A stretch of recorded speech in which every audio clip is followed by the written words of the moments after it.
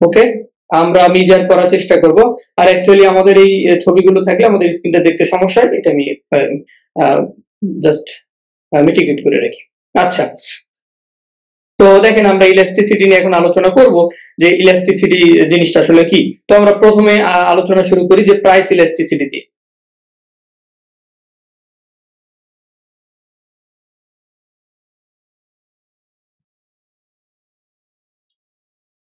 আচ্ছা, তো আমরা প্রথমে আসবো যে প্রাইস ইলাস্টিসিটি।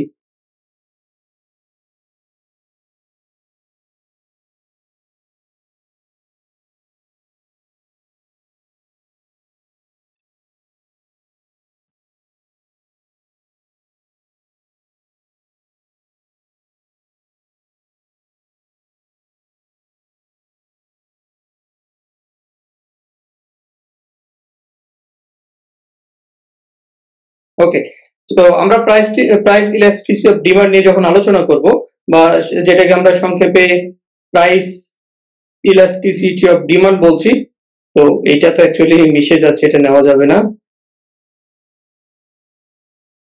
ওকে, তাহলে আমরা যখন প্রাইস ইলাস্টিসিটি অফ ডিমান্ড নিয়ে আলোচনা করব, তখন আমরা দেখব আসলে প্রাইস ইলাস্টিসিটি অফ ডিমান্ড বা ইলাস্টিসিটি অফ ডিমান্ড আমাদেরকে বোঝায় যে আমরা জানি পরিবর্তনটা হচ্ছে ডেল্টা পার্সেন্টেজ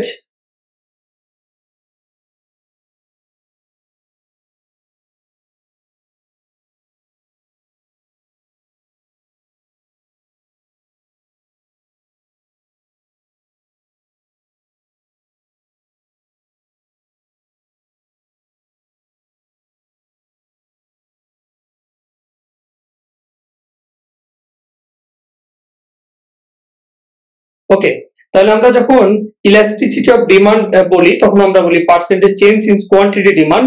আমাদের কোয়ান্টিটি ডিমান্ডের কি ধরনের পরিবর্তন হবে যদি আমাদের প্রাইজের চেঞ্জ হয়, তাহলে আমাদের প্রাইজের চেঞ্জের ফলে আমাদের কোয়ান্টিটি ডিমান্ড বা চাহিদার কি পরিবর্তন হবে, এটাকে আমরা ইলাস্টিসিটি অফ ডিমান্ড বলছি। একটু পরে আমরা ম্যাথ সলভ করব। ওকে, তাহলে আমরা প্রথমে দেখলাম যে ইলাস্টিসিটি আমাদেরকে দেখাচ্ছে যে আমাদের পার্সেন্টেজ চেঞ্জ অফ কোয়ান্টিটি, বা আমরা যদি প্রাইস বলি যে প্রাইস চেঞ্জের ফলে, বা ডেল পি বলি, তাহলে চেঞ্জের ফলে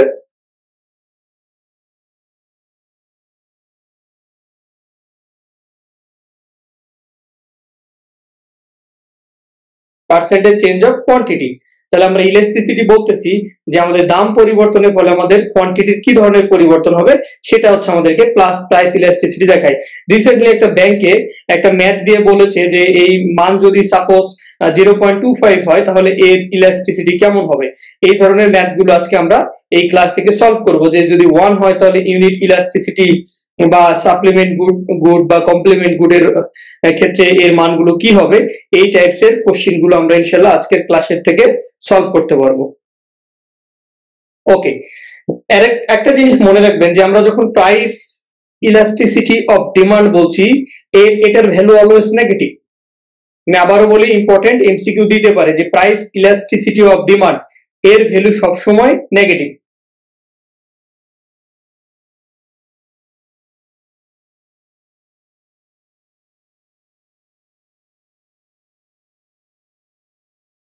ওকে, সো আমরা যখন প্রাইস ইলাস্টিসিটি অফ ডিমান্ড বের করব, এর ভ্যালুটা অলওয়েজ নেগেটিভ, এটা মনে রাখবেন, রাইট? অলওয়েজ এটার ভ্যালু হচ্ছে আমার নেগেটিভ হবে প্রাইস ইলাস্টিসিটি ডিমান্ডের ক্ষেত্রে। এখন আমরা এখানে দেখব যে আমরা যে ম্যাথ করব, হ্যাঁ, আমরা সাপোজ ম্যাথ সমাধান করব।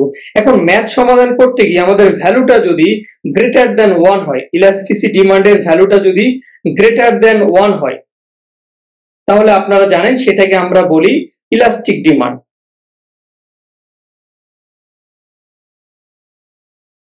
সেটাকে আমরা বলি ইলাস্টিক ডিমান্ড। এবার যদি ইলাস্টিসিটি অফ ডিমান্ডের মান 1 হয়, তাহলে সেটাকে আমরা বলি ইউনিট ইলাস্টিক বা ইউনিট ইলাস্টিসিটি, রাইট? আর ইলাস্টিসিটি ডিমান্ড বা প্রাইস সাপ্লাই যেটাই বলি, এটার মান যদি আমাদের লেস দেন 1 হয়, সেটাকে আমরা বলি ইনইলাস্টিক।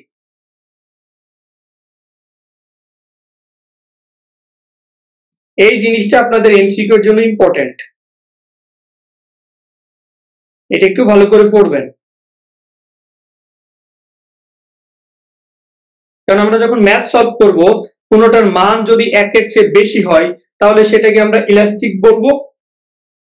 আমরা যখন ম্যাথ সলভ করব সেটার মান যদি একের সমান হয় তাহলে সেটাকে আমরা ইউনিট ইলাস্টিক বলবো।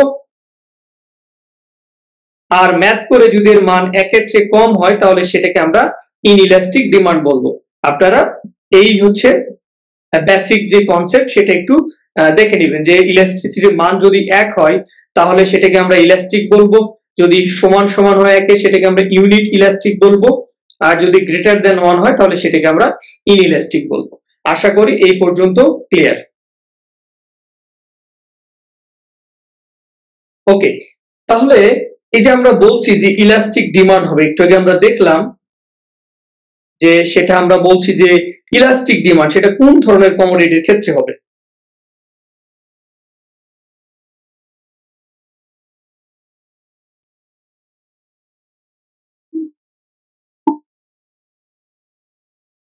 ওকে, আমরা একটু দেখলাম যে আমাদের ভ্যালু ইলাস্টিসিটির, সাপোজ ইলাস্টিসিটির মান বা আমরা ইনকাম ইলাস্টিসিটি বা যেটাই বলি, ইলাস্টিসিটির মানটা যদি আমাদের গ্রেটার দেন 1 হয় তাহলে সেটাকে আমরা বলতেছি ইলাস্টিক গুড। তাহলে এই ইলাস্টিসিটি মানে গ্রেটার দেন বলছি, সেটাকে আমরা ইলাস্টিক ডিমান্ড বলছি। তাহলে এই ইলাস্টিক ডিমান্ড কোন কমোডিটি গুলো হবে, সেটা আমাদের সাবস্টিটিউট গুড হতে হবে।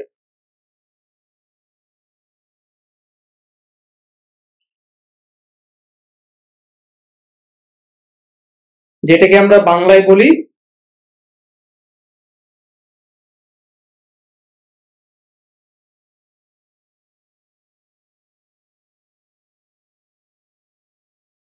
পরিবর্তক। একটার পরিবর্তে আপনি আরেকটা নিতে পারেন, কি হতে পারে এ ধরনের একটা উদাহরণ বলেন তো। টি অথবা কফি, তাই না?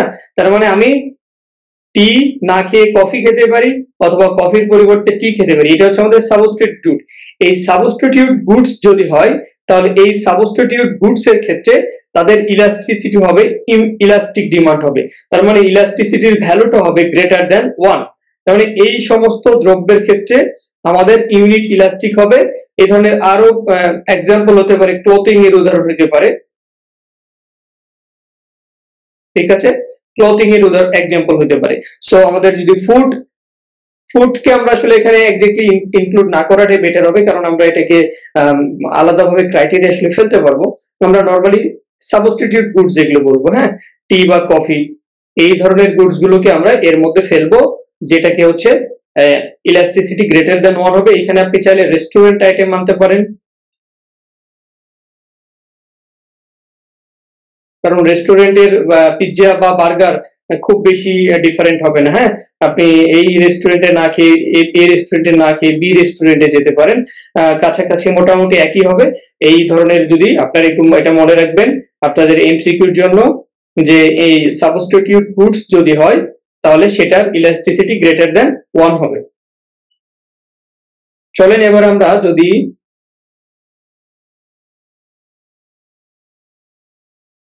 ইনইলাস্টিক ডিমান্ড হয়,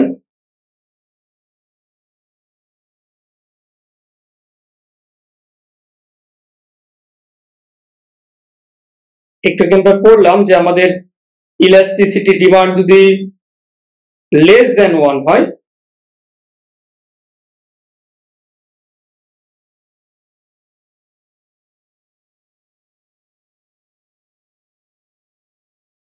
লেস দেন 1 যদি ভ্যালু আসে তাহলে সেটাকে আমরা ইনইলাস্টিক গুড বলতেছি। এটা কিছু কিছু সাবস্টিটিউট গুড, সবগুলো না, কিছু কিছু সাবস্টিটিউট গুডের ক্ষেত্রে যাদের কোয়ান্টিটি ডিমান্ড সাধারণত প্রাইসের চেয়ে কম হয়, এই টাইপসের ক্ষেত্রে ইনইলাস্টিক গুডস হতে পারে। যেমন ঔষধ, তারপরে গ্যাসোলিন। ওকে, এই যে আমাদের গ্যাস বা ঔষধ বা মেডিসিন, ড্রাগ যেটাই বলি, এই টাইপসের ইলাস্টিসিটির ম্যাথ যখন আমরা সলভ করব সাধারণত লেস দ্যান 1 হবে এবং তাদের আমরা ইনইলাস্টিক ডিমান্ড বলবো। ওকে, তো আমাদের যদি কোনো একটা এক্সাম্পল দিয়ে বলে যে এই ঔষধের ইলাস্টিসিটিটা কেমন হবে, তখন আমরা বলবো এটা ইনইলাস্টিক হবে, কারণ আমরা elasticity of demand math solve করে যে ভ্যালুটা পাবো সেটা লেস দ্যান 1 হবে। আর লেস দ্যান 1 যদি হয়,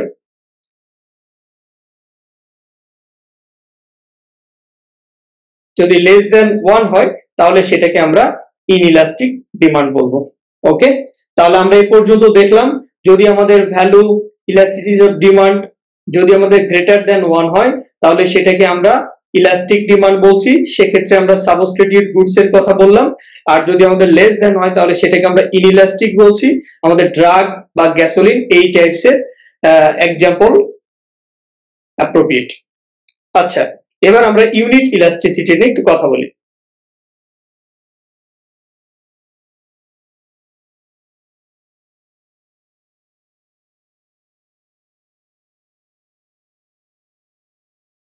ওকে, সো ইউনিট ইলাস্টিসিটি, আপনি ইলাস্টিসিটি অফ ডিমান্ড বা সাপ্লাই যেটাই বের করেন এটার ভ্যালু হবে 1। আপনি ম্যাথমেটিক্যালি সলভ করে যার মান 1 হবে তখন সেটাকে আপনি ইউনিট ইলাস্টিক ডিমান্ড বলবেন। অনেক বইয়ে অনেক রকম 4-5 রকম বলবে, আপনার ইনশাআল্লাহ এগুলোতে তাকাতে হবে না, আপনি 3 প্রকারে মনে রাখবেন। ওকে, আপনি এই 3টা মনে রাখবেন, তাহলে আপনার আশা করি এখান থেকেই প্রশ্ন যদি করে ইলাস্টিসিটির মান নিয়ে তাহলে এটা নিয়ে এনাফ। আচ্ছা, এইটার পিওর হচ্ছে এক্সাক্ট M1 হবে, এই টাইপস এর গুড খুঁজে বের করা খুবই কঠিন। তো চলেন আমরা এখন ইলাস্টিসিটির ডেপথ কিছু আলোচনা দেখি।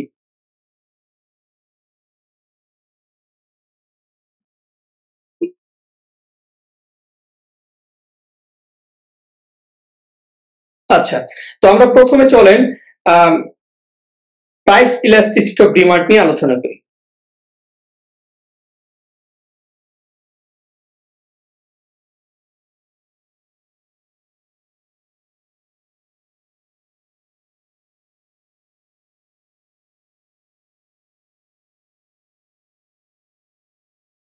যেটাকে আমরা সংক্ষেপে পিইডি বলতে পারি। আচ্ছা, প্রাইস ইলাস্টিসিটি অফ ডিমান্ড মানে বুঝতেই পারতেছেন যে এখানে প্রাইসের রেসপন্স থাকবে, এই রেসপন্সিভটা হবে প্রাইসের, দাম বাড়া বা কমার সাথে। তো যখন দাম বাড়ে আমি একটু আগে বলছিলাম যেটা অলওয়েজ কেন নেগেটিভ হবে, কারণ যখন দাম হচ্ছে বাড়বে, জিনিসের দাম যখন বাড়বে এটা কোয়ান্টিটি ডিমান্ড তো অলওয়েজ কমে যাবে। সো এটার ভ্যালু এই জন্যই বলেছি যে প্রাইস ইলাস্টিসিটি যখন বের করবেন এটা অলওয়েজ নেগেটিভ, এটা মনে রাখবেন, always negative. Price elasticity of ডিমান্ডের ভ্যালুটা অলওয়েজ নেগেটিভ হবে, কারণ আপনার দাম বাড়লেই কোয়ান্টিটি এটা কমে যাবে। আচ্ছা, তাহলে আমরা প্রাইস ইলাস্টিসিটি অফ ডিমান্ড কিভাবে বের করব?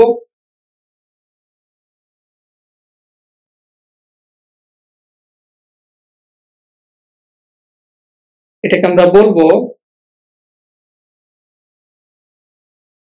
যে আমরা জানি ডেল্টা মানে হচ্ছে পরিবর্তন,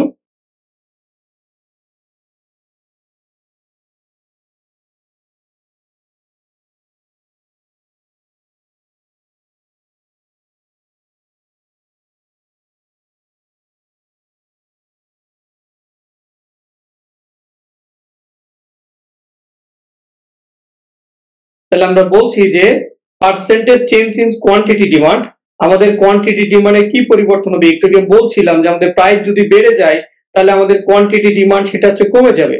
তার মানে এখানে প্রাইসের সাথে রেসপন্সটা হচ্ছে যে ডেল্টা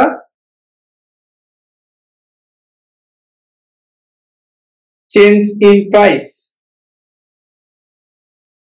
তাহলে আমরা যখন প্রাইস ইলাস্টিসিটি নিয়ে কথা বলবো তখন আমাদের এখানে যে ভ্যালুটা আসবে যে percentage change in quantity demand, আমার হচ্ছে চাহিদার কিরকম পরিবর্তন হচ্ছে, মানে আমরা চেঞ্জ ইন যদি হচ্ছে কোয়ান্টিটি ডিমান্ড বলি divided by change in price.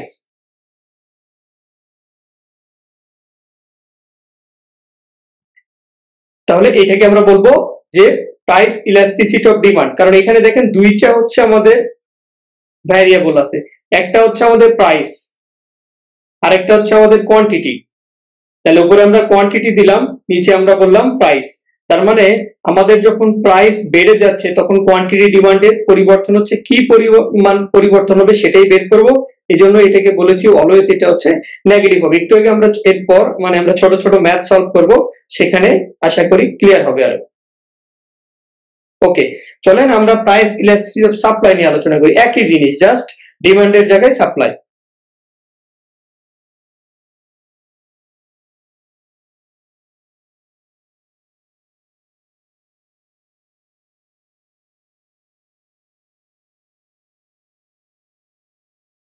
আচ্ছা, এটাকে আমরা প্রাইস ইলাস্টিসিটি অফ সাপ্লাই বা পিইএস বলছি। তাহলে এটা আমরা তাহলে পিইএস সমান সমান বলবো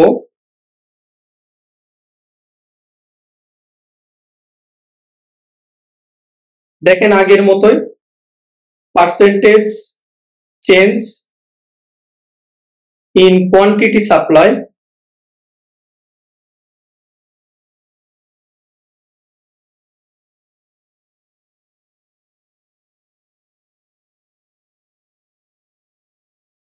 দেখেন আগেরটাই আমরা বলছিলাম কোয়ান্টিটি ডিমান্ড, এর পরিবর্তে আমরা বলছি যে কোয়ান্টিটি সাপ্লাই। কারণ কি আমাদের এই আগেরটাই হচ্ছে আমরা প্রাইস ইলাস্টিসিটি অফ ডিমান্ড নিয়ে আলোচনা করতেছিলাম, কিন্তু এখানে আমরা প্রাইস ইলাস্টিসিটি অফ সাপ্লাই নিয়ে আলোচনা করতে, তার মানে কোয়ান্টিটি সাপ্লাইয়ের পরিবর্তন হলো, সাথে কি হবে পার্সেন্টেজ ডেল্টা মানে চেঞ্জ ইন প্রাইস। ওকে, এটাকে যদি একটু আমরা শর্ট করে লিখি যে ডেল পি মানে প্রাইসের পরিবর্তন divided by del suppose QS supply পরিবর্তন, তার মানে এক্সাক্ট আগের কনসেপ্টটাই সেম, জাস্ট এখানে আমরা ভ্যারিয়েবল গুলো চেঞ্জ করছি। প্রাইস আমাদের তখনও ছিল, এইখানে আমাদের হচ্ছে সাপ্লাই হচ্ছে, কিন্তু তখন আমাদের ডিমান্ড ছিল, এই জন্যই হচ্ছে নামের ভিন্নতা। যে যখন আমাদের বলবে যে কোয়ান্টিটি ডিমান্ড, সেটাই হয়ে যাবে প্রাইস ইলাস্টিসিটি অফ ডিমান্ড, কারণ প্রাইস ইলাস্টিসিটি অফ ডিমান্ডে জাস্ট আমাদের এই সাপ্লাইয়ের পরিবর্তে ডিমান্ড ছিল, তাহলে জাস্ট সবকিছু সেম থাকবে, প্রাইস এখানে আমার প্রাইস ভেরিয়েবল সেম থাকতেছে, এভরিথিং ইজ ওকে, শুধু আমরা বলতেছি কোয়ান্টিটি ডিমান্ড আর এখানে বলতেছি কোয়ান্টিটি সাপ্লাই। একটা হচ্ছে আমাদের কনজিউমারের ক্ষেত্রে, আরেকটা হচ্ছে প্রোডিউসারের ক্ষেত্রে। বারবার ফার্স্ট ক্লাস একটা কথা বলেছিলাম যে আমাদের দুইজন ভাইটাল এজেন্ট, একটা হচ্ছে কনজিউমার, মাইক্রো ইকোনমিক্স যত নিয়ে আলোচনা করব, আর একটা হচ্ছে প্রোডিউসার। তো দেখেন কনজিউমারের ডিমান্ড এখানে আলোচনা হচ্ছে, প্রোডিউসারের সাপ্লাই হচ্ছে। কনজিউমার আগে বলেছিলাম যে always tries to maximise utility, সে ম্যাক্সিমাইজেশন করার চেষ্টা করবে উপযোগ, আর সে চেষ্টা করবে প্রফিট ম্যাক্সিমাইজেশন করার। দুজনেরই লক্ষ্য হচ্ছে ম্যাক্স, কেউ ম্যাক্সিমাইজেশন করতেছে ইউটিলিটি, কেউ ম্যাক্সিমাইজেশন করতেছে প্রফিট। সো এই দুটা কনসেপ্ট আমাদেরকে ভালো করে এদের এই কনজিউমার এবং প্রোডিউসার থেকে বেসিক কিছু ভালো ভালো এমসিকিউ টাইপস প্র্যাকটিস করতে হবে। তো আশা করি ইলাস্টিসিটি অফ ডিমান্ড এবং সাপ্লাই বুঝতে পেরেছেন। শুধু এইখানে পরিবর্তন হবে, একটাতে বলছি সাপ্লাই আর একটাতে বলতেছি ডিমান্ড। আশা করি আমরা যদি ম্যাথ করব একটু পরে তখন আরো ক্লিয়ার হবে। তো এই পর্যন্ত আমি আপনাদেরকে আরেকটু সামারি করে দেই, এই জিনিসটা অবশ্যই অবশ্যই মনে রাখবেন, ঠিক আছে, ভেরি ভেরি ইম্পর্টেন্ট। যে আমাদের যখন আমরা ইলাস্টিক, এখন যদি আমরা সাপ্লাইয়ের ক্ষেত্রে যেহেতু বলবো, তাহলে আমরা যখন বলছি যে ইলাস্টিক সাপ্লাই, তার মানে এর ভ্যালুটা হচ্ছে গ্রেটার দেন 1, আপনি ম্যাথ সলভ করে যখন মান 1 এর চেয়ে বেশি পাবেন সেটাকে আপনি বলছেন ইলাস্টিক সাপ্লাই।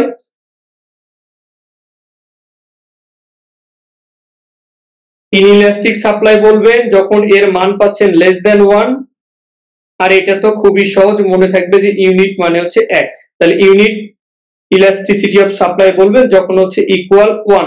এটা ইনকামের ক্ষেত্রেও ছিল, যখন আমরা ইনকাম ডিমান্ডের ক্ষেত্রে বলছিলাম, ডিমান্ডের ক্ষেত্রে এবং এই সাপ্লাইয়ের ক্ষেত্রে একই কনসেপ্ট, এটা ভালো করে অবশ্যই মাথায় রাখবেন।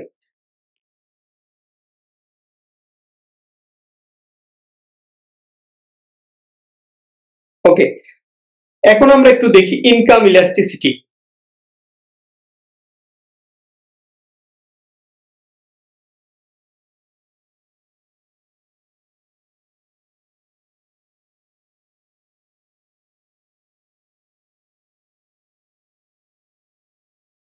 ওকে, তাহলে দেখেন আমাদের এখানে যে ভেরিয়েবল গুলো থাকতেছে, যে কোয়ান্টিটি ডিমান্ড, এইটা আমাদের রেসপন্স করবে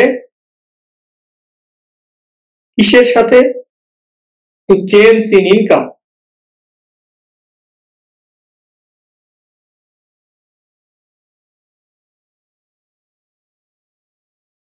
ওকে, দেখেন আমরা যেহেতু বলেই দিচ্ছি যে ইনকাম ইলাস্টিসিটি, তার মানে আমাদের যে কোয়ান্টিটি ডিমান্ড থাকবে সেটার পরিবর্তন হবে কিসের সাপেক্ষে? ইনকাম চেঞ্জের সাপেক্ষে। ওকে, এখন আমরা কিছু এখান থেকে কিছু ইম্পর্টেন্ট এমসিকিউ টাইপ জিনিস মনে রাখবো, যেটা এমসিকিউর জন্য খুবই গুরুত্বপূর্ণ। দেখেন আপনি ম্যাথ সলভ করবেন, রাইট? আপনাকে যে কোনো একটা ম্যাথ দিল, সেটা আপনি ম্যাথ সলভ করলেন, সলভ করে আপনাকে হয়তো কমেন্ট করতে বললো যে এটা নরমাল গুড, মানে এটা কি সাধারণ দ্রব্য? আমরা প্রতিনিয়ত যে কনজিউম করি, যেটা কি সাধারণ দ্রব্য নাকি ইনফেরিয়র? তো যদিও ইনফেরিয়র এখানে আমরা নিকৃষ্ট আসলে বলি না, যে জিনিসটা আমাদের কম মানে প্রয়োজন আর কি, তো যাই হোক আমি নিকৃষ্ট লিখলাম। আচ্ছা, তাহলে দেখেন আমাদের যে গুডস, দ্রব্যটা নরমাল হবে নাকি ইনফেরিয়র হবে, এই জিনিসটা আমরা বুঝবো। একটু মনোযোগ দিয়ে দেখবেন যে নরমাল গুডের ক্ষেত্রে আমার যে ভ্যালু, সেটা হচ্ছে আমার পজিটিভ। ওকে, এই ভ্যালুটা হচ্ছে আমার পজিটিভ, মানে আমি ম্যাথ সলভ করব, সলভ করে যদি আমি পজিটিভ মান পাই, তাহলে ওই গুডসটাকে আমরা বলবো নরমাল বা সাধারণ দ্রব্য। আর ইনফেরিয়র গুড যদি হয়, তাহলে সেটার ভ্যালু নেগেটিভ আসবে। ওকে, সো যদি নেগেটিভ আসে তাহলে সেটাকে আমরা বলবো ইনফেরিয়র গুড, আর যদি হচ্ছে পজিটিভ আসে ভ্যালুটা, তাহলে সেটাকে আমরা বলবো নরমাল গুড। ওকে,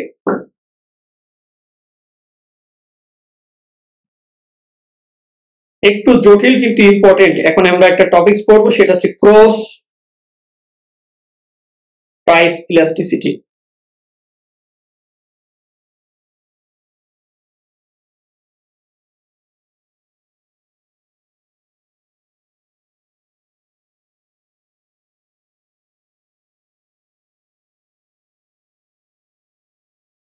আচ্ছা, দেখেন ক্রস প্রাইস ইলাস্টিসিটি মানে আপনার হচ্ছে একটা দ্রব্যের যদি হচ্ছে দাম বেড়ে যায়, ওকে, কোনোটার দাম যদি হচ্ছে বেড়ে যায়, তাহলে এটার ইম্প্যাক্ট অন্যটার উপর কিভাবে পড়বে সেই জিনিসটা।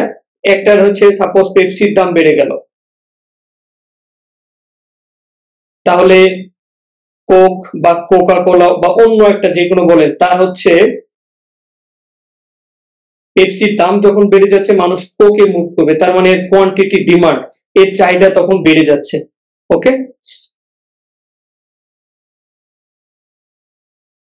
তাহলে আমরা এখন ক্রস প্রাইস ইলাস্টিসিটি দেখি। আচ্ছা,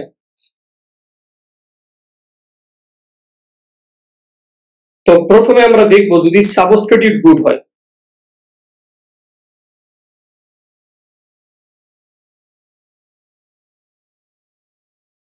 সাবস্টিটিউট গুডস এর বাংলা আমাদের শীটে লিখে দেওয়া আছে, তো দেখে নেবেন। ওকে, সময় যেহেতু কম, এগুলো আমি সব লিখতেছি না। এটা হচ্ছে পরিপূরক দ্রব্য, আর একটা হচ্ছে পরিবর্তক। তো আরেকটা যদি কমপ্লিমেন্ট গুড হয়, কমপ্লিমেন্টারি গুডস যদি হয়, এই কমপ্লিমেন্টারি গুডস এর ভ্যালুটা অলওয়েজ অলওয়েজ নেগেটিভ হবে। কারণ কি, যখন পেপসির দাম বেড়ে যাবে, তখন মানুষ কোক বেশি বেশি কিনবে, তার মানে এখানে নেগেটিভ মেকানিজম কাজ করবে। আর সাবস্টিটিউট যদি গুড হয়, তাহলে সেক্ষেত্রে পজিটিভ হবে, এটা অবশ্যই অবশ্যই মনে রাখবেন। তাই আমি দুই একটা উদাহরণ দিয়ে দিই। এইটাকে তো বললাম যে পেপসি বা কোকা কোলা,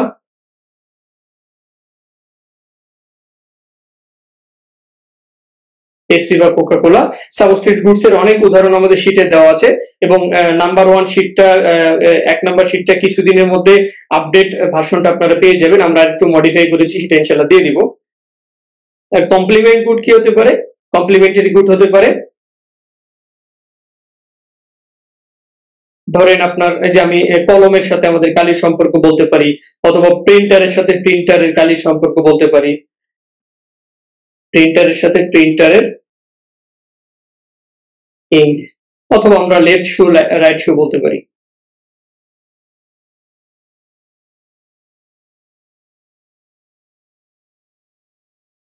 আমাদের লেফট শু এবং রাইট শু একটা আরেকটার সাথে অবশ্যই লাগবে। এই জিনিসগুলোকে আমরা কমপ্লিমেন্টারি গুডস বলি। আর সাবস্ট্রেট গুডস হচ্ছে একটার পরিবর্তে আরেকটা, যেটা পরিবর্তক এবং পরিপূরক। ওকে, তাহলে এইটা হচ্ছে আমরা যদি কমপ্লিমেন্ট গুডস হয় তাহলে আমরা নেগেটিভ ভ্যালু পাবো, আর যদি সাবস্ট্রেট হয় তাহলে আমরা পজিটিভ পাবো। তো চলেন আমরা এখন একটু আমাদের ক্লাসের মূল যে পার্ট, আমরা কিছু ম্যাথ সলভ করব। ওকে, তো আমি প্রশ্নটি একটু লিখি।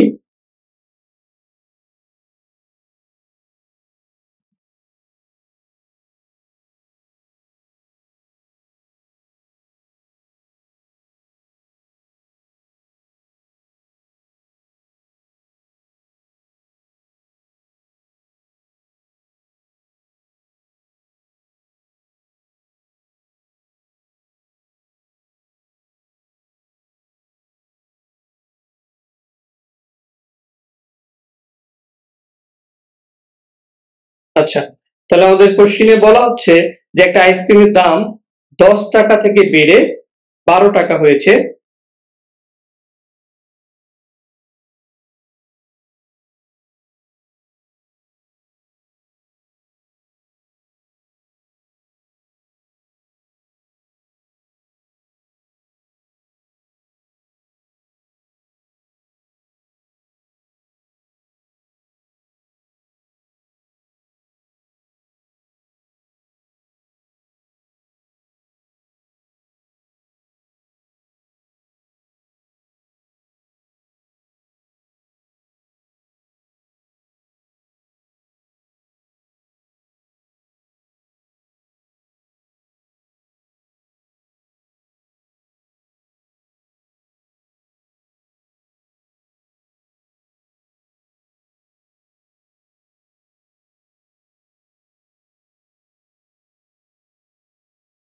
ওকে, তাহলে চলেন আমরা এটা সলভ করি। আমাদেরকে বলা হচ্ছে একটা আইসক্রিমের দাম যখন 10 টাকা ছিল, 10 টাকা থেকে বেড়ে 12 টাকা হয়েছে।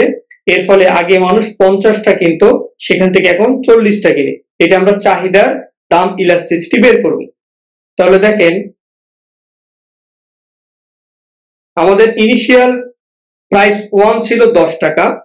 ওকে, এই যে প্রথমে আমাদের দাম ছিল 10 টাকা, এরপরে P2 দাম বেড়ে হলো 12 টাকা। এখন আমরা যদি বলি ডেল পি মানে প্রাইসের কি পরিবর্তন হলো, তাহলে আমরা সাপোজ বললাম P2 মাইনাস P1, তাহলে এখানে আমরা 12 থেকে 10 যদি বিয়োগ করি তাহলে এখানে পাচ্ছি 2। প্রথমে আমরা দামের কেসটা দেখলাম। এখন এই দামের যদি আপনারা শতকরা পরিবর্তনটা বের করেন,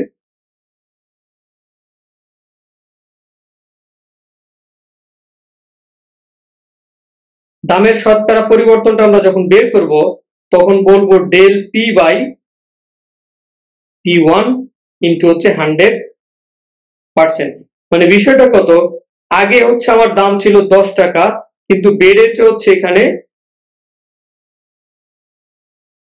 2 টাকা, কিন্তু আমি যদি এটাকে 100% করি তাহলে এর ভ্যালু আসলো 20%, রাইট? এর ভ্যালুটা আমরা পেলাম 20%। অনুরূপভাবে এখন যদি আমরা এই যে চাহিদার ক্ষেত্রে দেখি, কোয়ান্টিটি আগে ছিল আমাদের কোয়ান্টিটি 1 ছিল 50টা তারা সেল করত,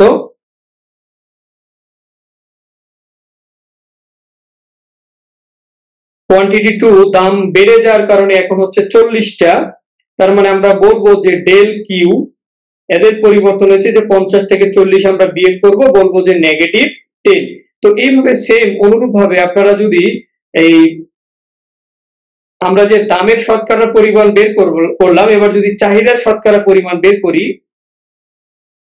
শতকরা কতটুকু পরিবর্তন হয়েছে, তাহলে আমরা বলবো যে del Q divided by Q1 into হচ্ছে আবার 100% গুণ করব। তাহলে এইটা আমাদের কিউ এর যে মান সেটা হচ্ছে আমাদের কত, এই যে পরিবর্তন হলো -10 ডিভাইডেড বাই আগে ছিল 50 ইন্টু হচ্ছে 100, মানে এটা আমরা শতকরা যদি বের করি তাহলে এখানে পেলাম নেগেটিভ 20%। আচ্ছা, তাহলে দেখেন আমরা হচ্ছে আমাদের ইনিশিয়াল একটা দাম ছিল, এর এই যে প্রথমে একটা দাম ছিল 10টা থেকে বেড়ে 12 টাকা হয়েছে, এখানে পরিবর্তন হয়েছে কত 2, আর এইখানে দেখেন পরিবর্তন হয়েছে -10। এই এত কিছু জিনিসগুলো আমরা যদিও ব্যাখ্যা করলাম, পরীক্ষায় আমরা কিভাবে শর্টকাটে করব সেটা আমরা বলবো। তাহলে দেখেন এই যে আমরা শতকরা যে বের করলাম, এই মেকানিজমটাকে আমরা যদি এখন ইলাস্টিসিটি অফ ডিমান্ড বলি, ইলাস্টিসিটি অফ ডিমান্ড আমরা বলবো এই যে -20% ভাগ হচ্ছে 20% সমান সমান পেলাম -1। এটা আমরা অ্যাবসলিউট ভ্যালু ধরে এটাকে আমরা বলবো যে আমাদের ইউনিট ইলাস্টিসিটি। আচ্ছা, তো এইটা হচ্ছে আমাদের একটা হচ্ছে মানে প্রসিডিউর, বাট আমরা পরীক্ষায় আসলে এত ডিটেইলস করব না।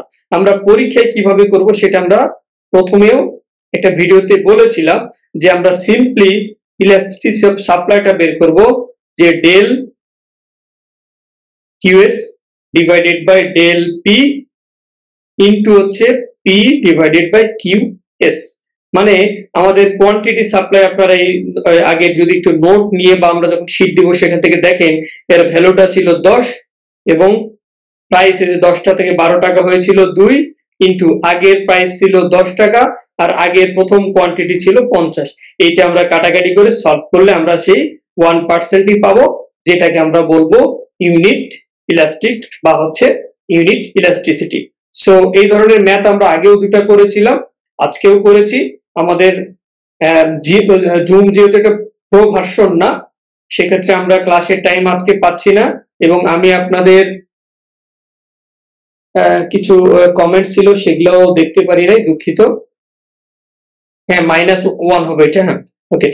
সো ইনশাআল্লাহ আপনাদের সাথে আবারও দেখা হবে নিয়মিত ক্লাসে। আপনাদের অবশ্যই মতামত কামনা করি। সো সবাই ভালো থাকবেন, সুস্থ থাকবেন। আসসালামু আলাইকুম।